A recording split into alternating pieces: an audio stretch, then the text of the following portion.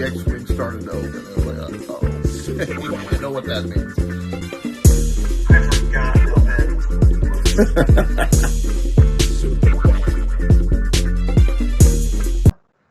Ladies and gentlemen, welcome to a podcast named Tim, a father and son movie review podcast available everywhere podcasts are.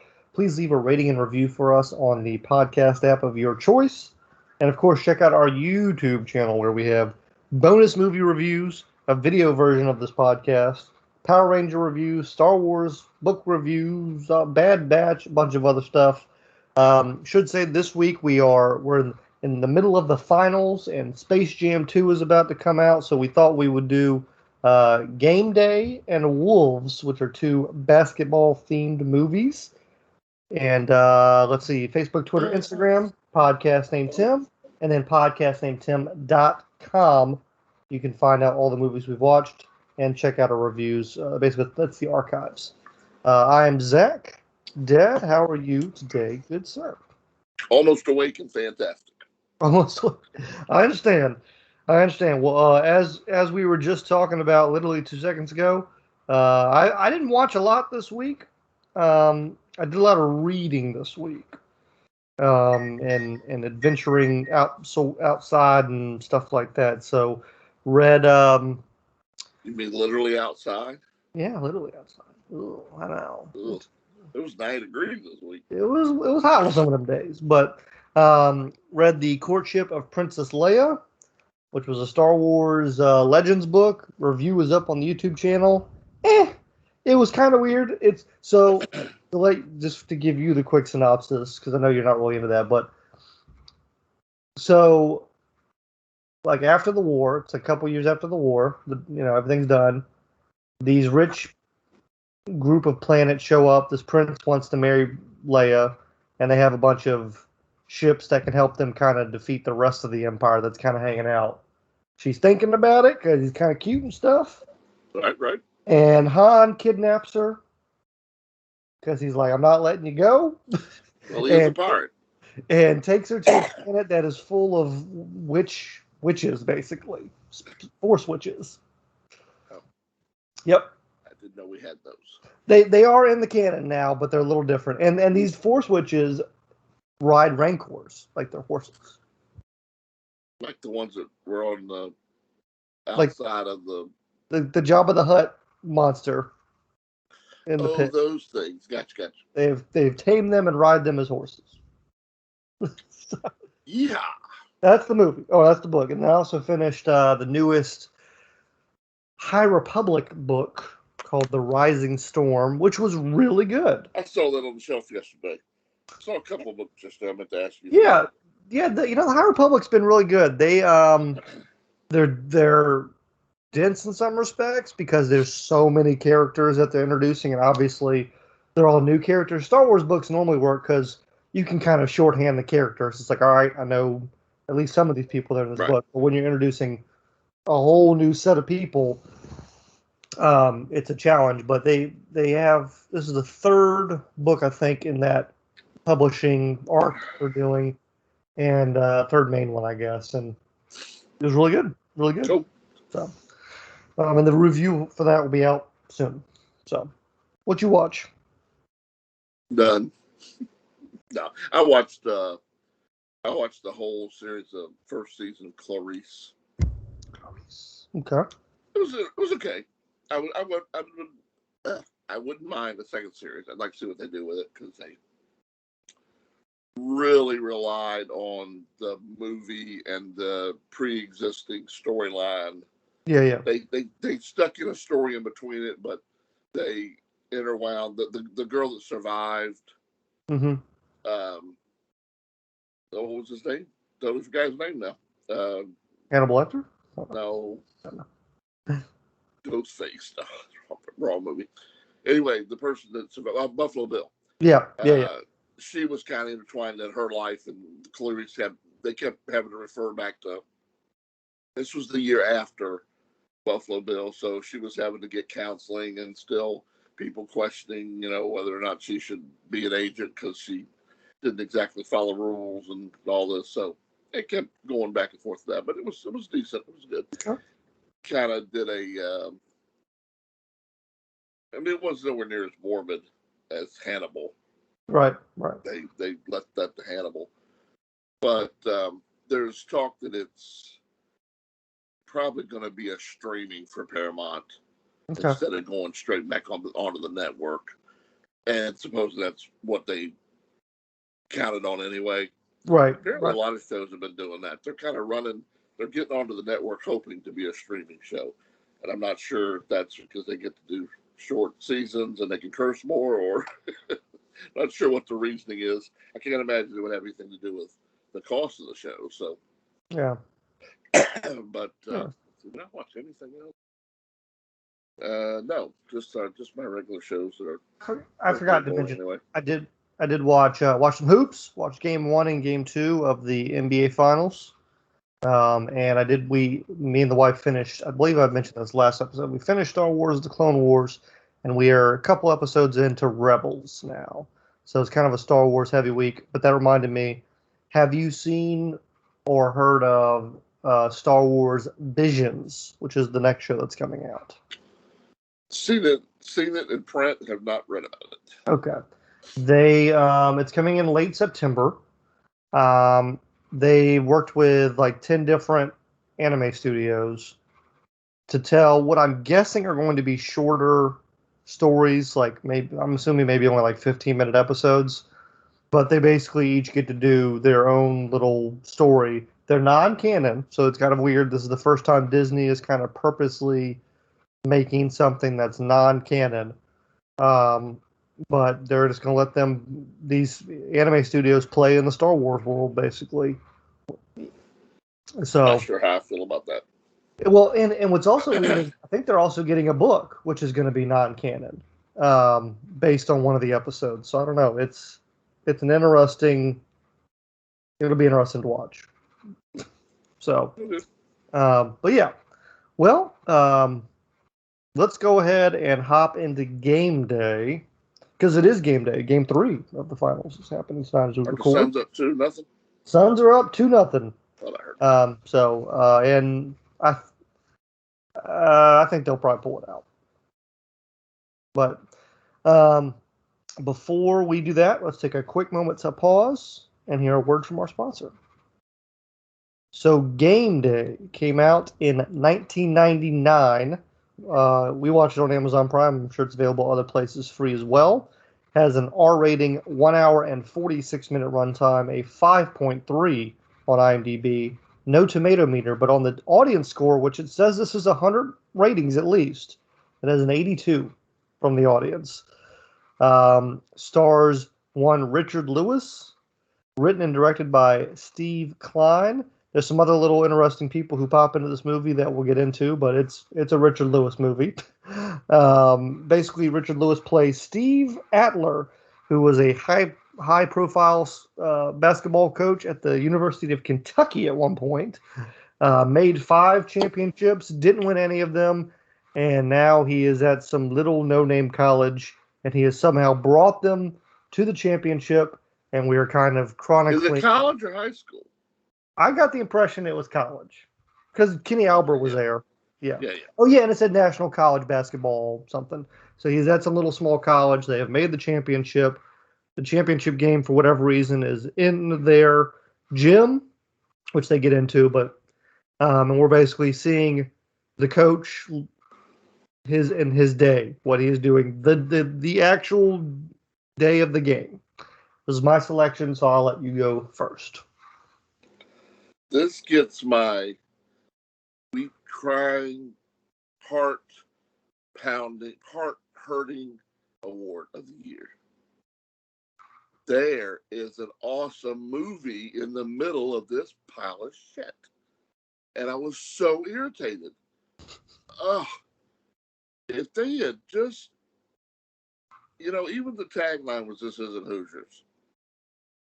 And I feel like that they tried to, I feel like they were writing a Hoosiers type movie, and then someone said, you're not going to beat Hoosiers. And so they started making it a stupid comedy, quote unquote comedy, because nothing that was supposed to be funny was funny. It didn't hit. Richard Lewis is horrible. He's a funny stand-up comedian, but it doesn't translate. His character doesn't translate things. But the basketball scenes and that whole basketball story actually gave me this close to being a Hoosier feeling. I was feeling this game. I was feeling the tension of the people. I was feeling the shooting. That was kind of crazy. But even that could have been left in had the whole thing been blown up. Had that story been kind of led to. I'm so confused about this movie. I think you're right. There's something there, but I would probably go the other way. Here's what I'm going to describe this movie as.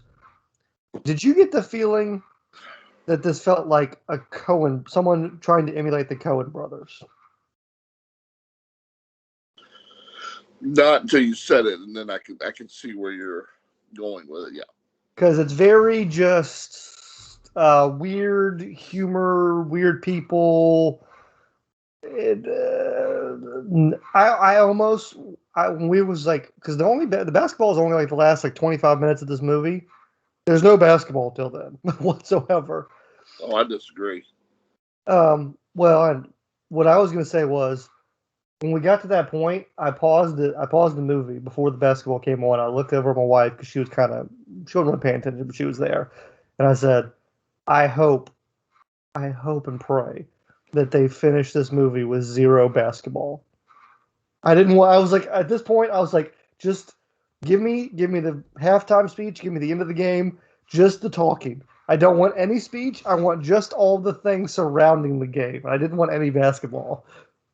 I liked.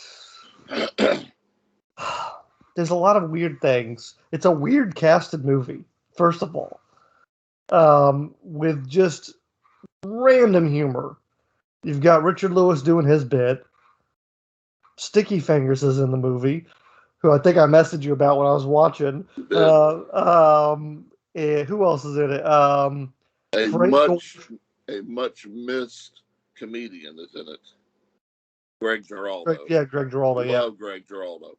And it's only a small part. Greg Giraldo's in it. Frank Gorshin. The Riddler. The Riddler was in it. In a completely wasted. I mean, I'm glad he got some money from his agent, but yeah, that was a part well beneath his.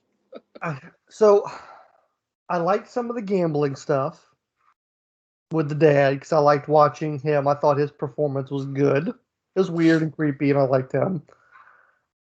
I don't know. You're right. It's hard to describe this film because I liked the shooting thing because it was out of nowhere. Yeah, well, yeah. And that because I didn't see it coming, and I was like, all right, well, this is a weird movie. I didn't see that coming at all. I wish it would have been more telegraphed, but I liked where we went. I liked Richard Lewis's speech about restarting the game and why we should do it. I thought that was great. Yeah, the part where he was actually being a coach was decent. Yeah. I don't know. Dude, I loved the basketball part. I really did. It really got me into it. I felt like I was watching a sports movie. It was well shot. It was cool. I love the story how the guy that had almost ruined his career is the one that had to step up and to redeem himself. Well, I also like the fact that it went against the tropes of most sports movies because normally the underdog is down at halftime, right, and they got to fight themselves back. Yep. But that's not how sports normally works. Normally, the underdog is up at halftime because they've been fighting, and then the big team just turns it on and finishes at the end. Shit out of. Yeah, so I like that they more closely reflected. I love that it chose the greatest college basketball team of all time to be where he was. I mean, Kentucky, the greatest basketball franchise, or maybe a franchise soon since they can get paid. But man, I almost kind of like this movie. I know it's kind of me if too. I could just forget all that like you said, that hour before, that just drug and just I didn't care, and he was just horrible. He was a horrible person, and I like some of that. a little bit would have been okay to spice up to see that the coach was like they showed us that Gene Hackman. They showed us his story as it went through. So pepper it with a little bit of that. Maybe somebody besides Richard Lewis doing it. Have a little more basketball, like maybe some practice sessions or something leading up to it. Love the basketball. I was fine with the shooting. Like I said, I just would have. I bet on the cutting room floor, there's probably some more with that bagger, that stock guy that he was nuts. Yeah. We didn't really see that. I'm glad he shot that woman because she was annoying. Did you like the end of the movie where he wasn't changed? He was the same person. I mean, yeah, it was fine. The gambling, yeah, that kind of reminded me of the Dennis Hopper, instead of an alcoholic dad, and it wasn't even a basketball dad, it was a cheerleading dad. I love the fact that she's the one got, her career was totally gone. Yeah. Again, if this had been a serious movie and taken seriously and put the right people in there, this could have actually been a decent movie. But at last, my new gimmick, no soup for you. You don't get no soup. It didn't make it. It's kind of worthy of watching just for the weirdness of it.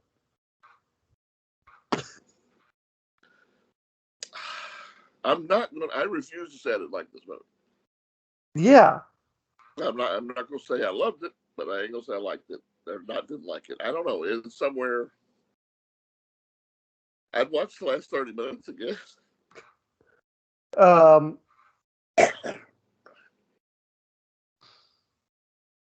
Yeah.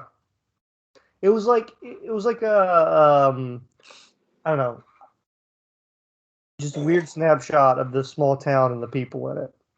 Yeah, it was. I mean, that's what I mean by I feel like that after this was filmed, and they realized, okay, we're going to get accused of being Hoosiers, and I'm not sure of the timeline. I don't remember when Hoosiers came out, but even the scenes coming on, it was showing the little small town, just like Hoosiers. Yeah. It was showing it showed the farmland of Indiana and the basket, the apple basket being their hoop, and then the stores are closed. So reminded me of it. Yeah.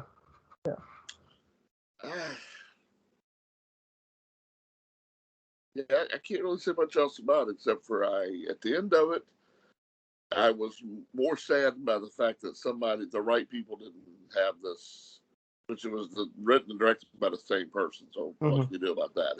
That's obviously what he had in mind. But I don't know. Again, people need friends to help them out, tell them what's good and what's bad. Okay, I was you had, on the rare occasion you messaged me right after you watched it and mentioned that you were irritated and perplexed, and I was wondering, and I had not watched it yet. I was like, why did they do this to this movie? Why did they make such a good movie and surround it with a bunch of shit? I just couldn't understand how they watched this and was like, all right, there we go, print it. let's move on. Oh, okay. Well, anyway, it's an interesting movie. I would. It's sad because this really could have done better if it'd been right hands.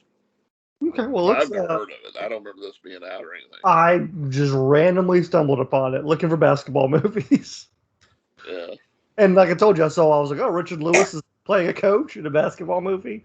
Okay. It really scared me when you said 2020 because I was like, man, that picture on the cover is not 2020. Oh.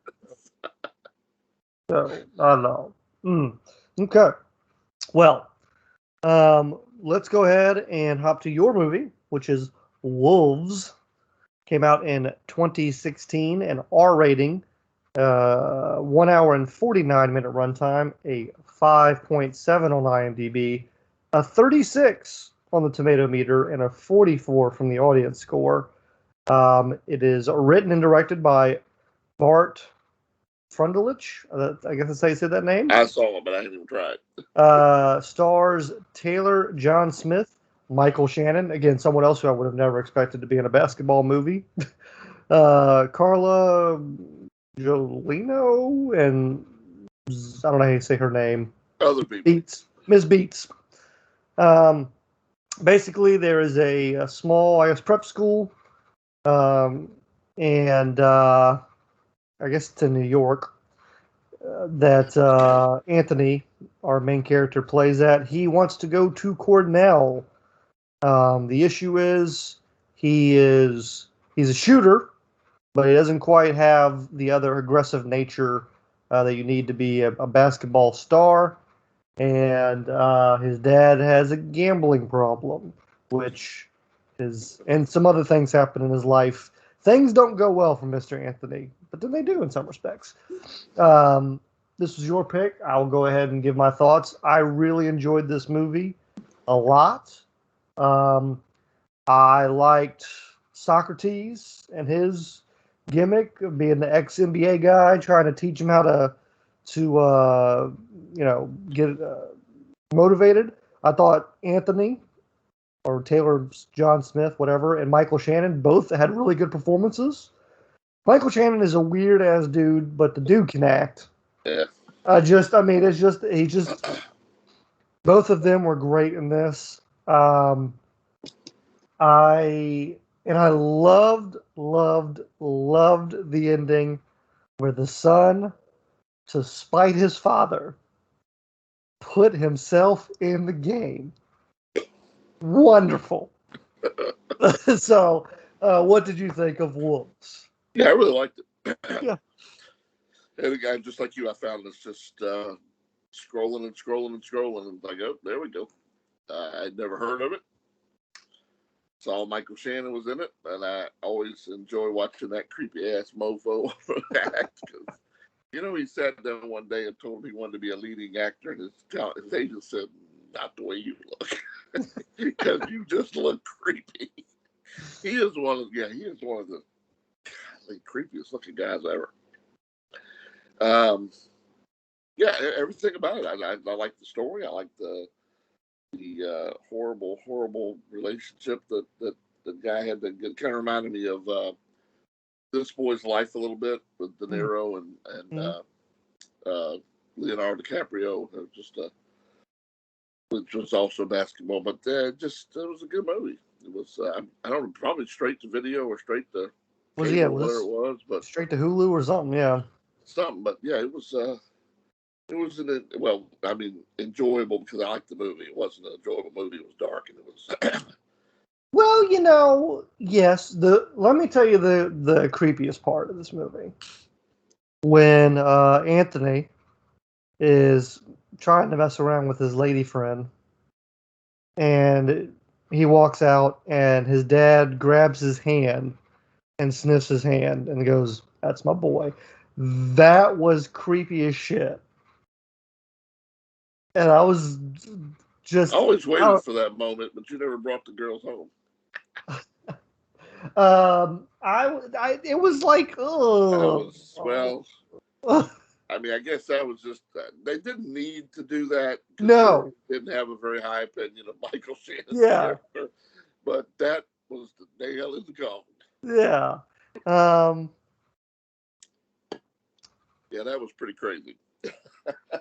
I actually had forgotten about that. Thanks for bringing it back up. Yeah, it was I had tried to put that in that little box in the back. It was one of the things that stood out because it was just It did at the time. No, he didn't just do that. 36 Rotten Tomatoes. What are people watching? Look, ridiculous. It's well acted. I think I would assume, I'm going to go out on a limb here and guess that the critics in the world don't appreciate the sports movie.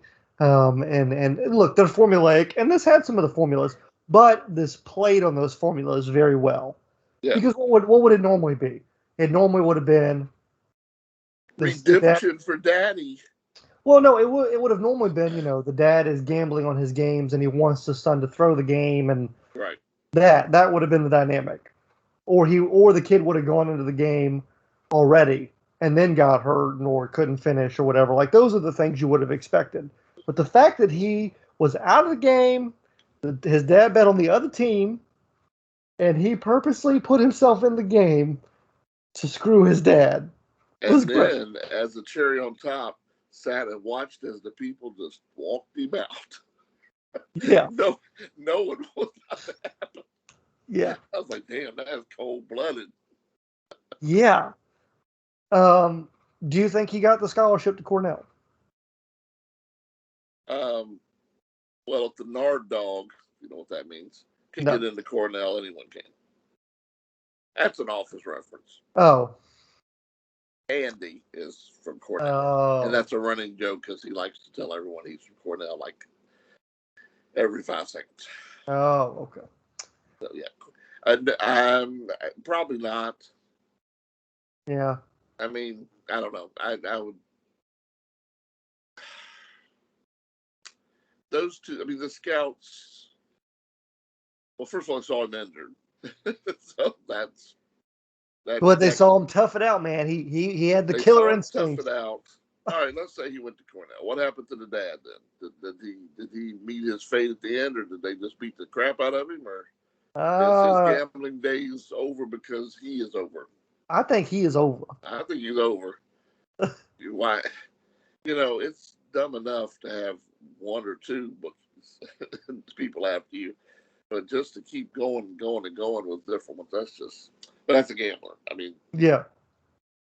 I don't know. The thing I found the most weird about this movie, and the most unnecessary, was, did we really need to focus on the fact that Michael Shannon's character was an author and a professor? Yeah, who cares? It seemed like an unnecessary. It's like, let's go watch his speech about how books are structured. I was like, wow. I guess they were trying to show, he could have it all. He had a good job. He had a loving wife. He had a great kid that could have been, gone to Cornell and become something. And he got that gambling to get you. You know what else we didn't need in this movie was the speech, the monologue of background story about how Michael Shannon, he almost threw a perfect game when he was in Little League, but then he choked at the end, and Little League. I guess that's when his life went out. He knew he didn't have it, so he became a gambler. I don't know. It was like an unnecessary story. Yeah, it was. I was surprised, I should say. I was surprised that Anthony and Victoria got back together at the end of the movie. And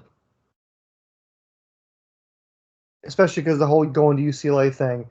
And I did not see... I was surprised we didn't have Michael Shannon and Anthony talk about the abortion. Because he specifically said, right, don't tell Dad. Yeah. And I was waiting for Michael to find out. Because right. I don't know. I just... Woo! I thought that was going to be what led to them. Right.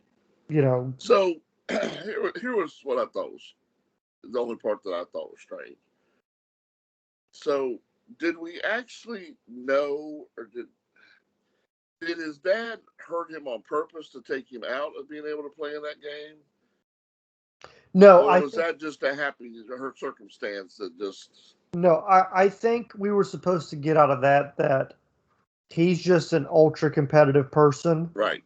And one of those, like... Well, that's what I got out of it. I got that this is probably just the way he does all the time. He's just an asshole that won't let his, how dare his kid challenge up to him. But then I got to thinking later, I was like, I wonder if he actually knew he could hurt him and take him out of that game. No, yeah, I thought he was just ultra aggressive. That's what. Why was Gil on the team? I mean, I understand he was clearly on the bench, but Yeah, he would. Yeah, he never would have made the team. So there's a bottom level you got to have to be yeah, on a basketball team. yeah, he should have been the videographer or the ball boy or the. Yeah, I'm not sure why he was there. That doesn't make a whole lot of sense. I also like the coach in this movie, because he was trying to kiss up to the Cornell guys to get an assistant coach job, Yeah, and he clearly, messed with Anthony because he didn't tell the scouts about Anthony being hurt, so they came to the right. game. I don't know, like his dynamic with all that was interesting. I thought it was good. I thought this was a good movie. I thought Yeah, actually this week was good, even though it had some issues with game day. I thought I came out of both movies not hating. that's all you can ask for, man. What did you think of Socrates? Could have used a little more of him. I thought so too. Yeah. He has some good lessons to share with the young buck. Yeah. Yeah. Okay. Well, I'm glad. Also, we should say, Michael Shannon is 6'3". His son in this movie is clearly shorter than him by about 4 or 5 inches. So I don't think Anthony's going to be getting a scholarship at any time soon. I didn't know Michael Shannon. I knew he was tall. I didn't know how tall he was. I went and looked it up because I was like, they're telling me this kid's going to get a basketball scholarship. I was like, I mean, he can shoot all right, but Hey, Spud Webb. I didn't buy it. So I was like, not that height. maybe Cornell. Cornell might take him. That's an Ivy League school. Well, that's not real basketball. He ain't playing for Richard Lewis on Kentucky, I'll tell you that. That's right. Coach Adler would not want him. Well, yeah, this was good. These were good movies. And I look forward. Are you going to watch Space Jam 2? Yeah, since it's on HBO Max, and I don't have to, pay any money for it. Well, the Target yesterday, I went shopping for birthday stuff, and the Target is got a whole lot of Space Jam toys already. I don't know if it's going to sell that many. The LeBron James, no, they were full. The shelves were full. So who knows? When's that come out? The 16th. 16th. So 2 days after the most anticipated movie coming to streaming. What's that? Gunpowder Milkshake. Oh yeah, that's right. You told me about that. Pretty good. Do you plan on watching Black Widow? I mean, I'm gonna watch them because they're free. Well, this one is not. I've heard. Well, okay. When it gets there. Yeah, when it gets there. I mean, I'm probably gonna watch it. Although, it's really sad that Disney, both with Marvel and Star Wars, has gotten to the point where it's not even. Ooh, I hope it's good. It's now become. I hope it's not that bad. Yeah, everybody's saying that. I mean, they've got themselves into a corner where people are just expecting things to be bad, and they're just hoping it's not so bad they can't watch any of it. So I don't know. I don't know what I don't know what the story is. I don't know where we're going. I'm trying not to read anything about it. It's not a must-see character for me, so right. I'll probably watch it. Okay. Well, let's go ahead and discuss what we're watching next week. You came up with a suggestion. Don't put this on me. You did. No. I was trending that way anyway, but you specifically suggested. I felt it. Summer blockbusters from the year we graduated. And I have my movie. I'll go ahead and say it first because it ties into something we were just talking about. All right. We're going to be watching Iron Man. Oh, yeah. Yay. I have reasons why, because there's another general discussion. Would you like to hear? I will list off. Go ahead and you tell me what your movie is, and I want to tell you what the top 10 grossing movies from. Well, it's an interesting article. There's a argument out there among film critics as to what was the best year for blockbuster movies, and one of them batted around is 1986. So I was like, oh, cool. So we're going to have great movies to choose from. And this is like Top Gun, Ferris Bueller, Aliens. I was like, oh, cool. This is really awesome. So I picked the greatest of the greats from 1986, which I'd forgotten it was in 1986. We're going to watch Howard the Duck. All right. All right. Well, I've always wanted to watch it, so thank you. Here were the top 10 grossing films from the summer of 2008 when I graduated high school. Number 1, The Dark Knight. Number 2, Iron Man.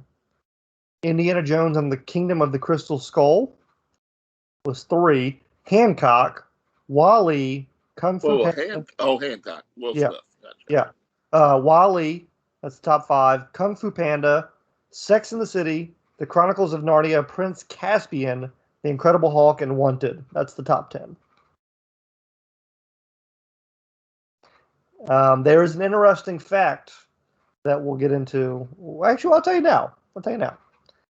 This is the last time that DC beat Marvel. This is it.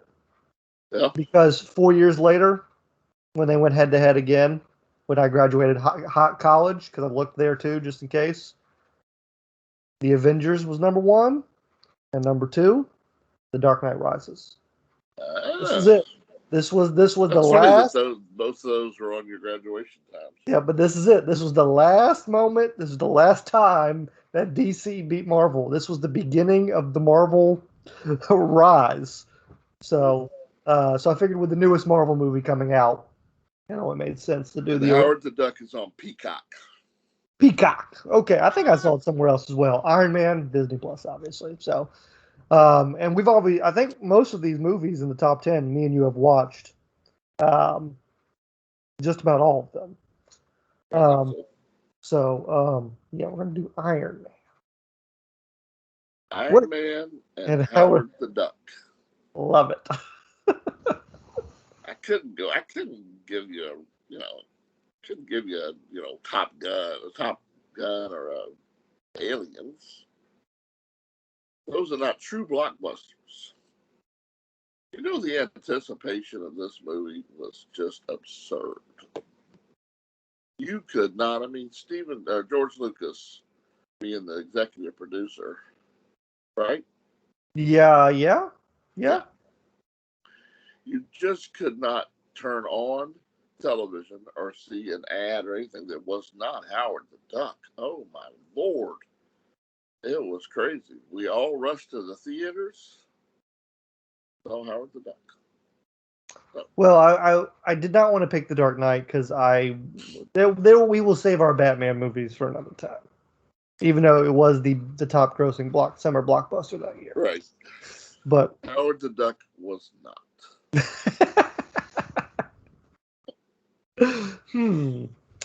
Well, this will be a fun week. I'm looking forward. It did win awards. It won four awards. Yeah, I'm sure it did. Yeah, the Razzies. Yeah. It actually won the Razzie of the worst movie of the decade. Very few movies have risen to that. And so, yeah, if you think of the 80s, there was, because the other movie that came out this year that we already did was One Crazy Summer. Ugh. This beat it for worst movie of the year and decade. So if that tells you anything. Can't wait. But I want you to get your own opinion. I do. Hey, I don't want to be told what my opinion is. That's right. So, all right. Well, one more thing. Yes. Richard Donner. Yes. I almost suggested we should do Richard Donner. Well, maybe that should be next time. Next time, yeah. So, does this shovel dirt over Lethal Weapon 5 and Goonies 2? I hope so. I think it does. Because they're unnecessary. They're unnecessary, but they, people would have watched them. And I admit I've never been a Goonies fanatic. I've never really fallen into that movie. It's overrated. I watched all the Lethal Weapons, and they got progressively worse. So I rather doubt I would have rush to watch it, but I probably would watch it sometime. He did The Toy. Do the toy. Yeah, Interesting. that's right. Jackie Gleason and Richard Pryor. Interesting. I would have never have guessed that was him. And Scrooged. Yep. And Love Scrooged. one of my mom's favorite movies. 1994. Midnight Run. So what? 1994. Mel Gibson. Maverick. Yes. Can't tell me how many times I walked downstairs and there was Mel Gibson in a bathtub. It wasn't Maverick, it was Midnight Run.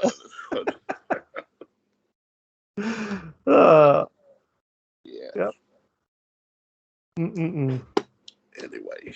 Okay, well. Did she make Jimmy watch all those too? Maverick, I'm pretty sure. I never saw her watch. And Overboard.